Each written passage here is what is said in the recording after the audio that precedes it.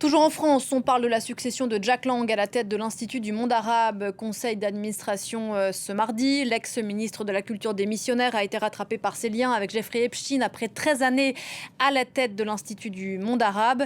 D'ailleurs, hier, au moment où Jack Lang faisait adieu à ses équipes, des enquêteurs de la brigade financière ont perquisitionné ses bureaux de Lima en quête de traces d'un blanchiment de fraude fiscale présumé lié à une société offshore fondée en 2016 par sa fille Caroline et Jeffrey Epstein. On vous retrouve devant l'Institut du monde arabe, James Sandré. Bonjour James.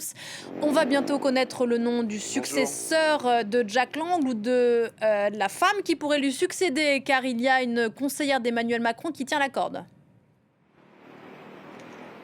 Oui, alors absolument, elle tient tout à fait la corde.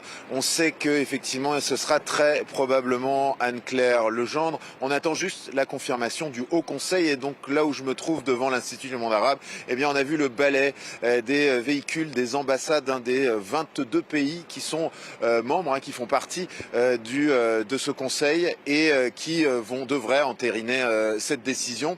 On attend confirmation officielle, mais effectivement, ce sera très probablement Anne-Claire Legendre, 46 ans, conseillère d'Emmanuel Macron pour la zone Moyen-Orient, Afrique du Nord, ancienne ambassadrice au Koweït, arabisante, qui est très très largement pressentie pour avoir ce poste à la suite donc de la démission de Jack Lang. Voilà, dont Lima voudrait tourner la page, cette affaire de Jack Lang, James. Oui, absolument. Lima qui souhaite tourner la page après donc 13 années de gouvernance Lang qui se termine finalement avec cette démission forcée, cette perquisition qui a eu lieu hier au moment même où Jack Lang avait convié ses collaborateurs pour un pot de départ juste avant de quitter l'institution.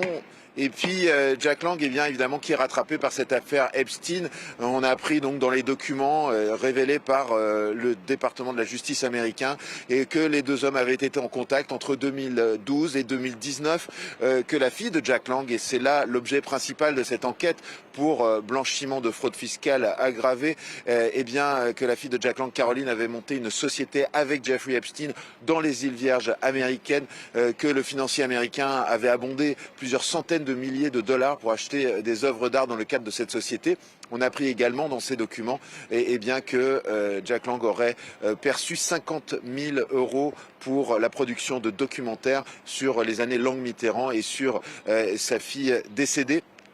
Donc c'est cette enquête qui s'ouvre. Quant à Jack Lang, lui, il dit qu'il est, je cite, blanc comme neige, et il a notamment, durant ce pot de départ d'hier, dit à ses collaborateurs qu'il était content de voir cette enquête démarrer rapidement, que pour lui c'était l'opportunité de nettoyer son image et de tourner cette page. L'enquête, en tout cas, elle, se poursuit à ce stade. Son bureau ici a été perquisitionné, ainsi que son domicile. James Sandré devant l'Institut du monde arabe. Merci beaucoup, James. On apprend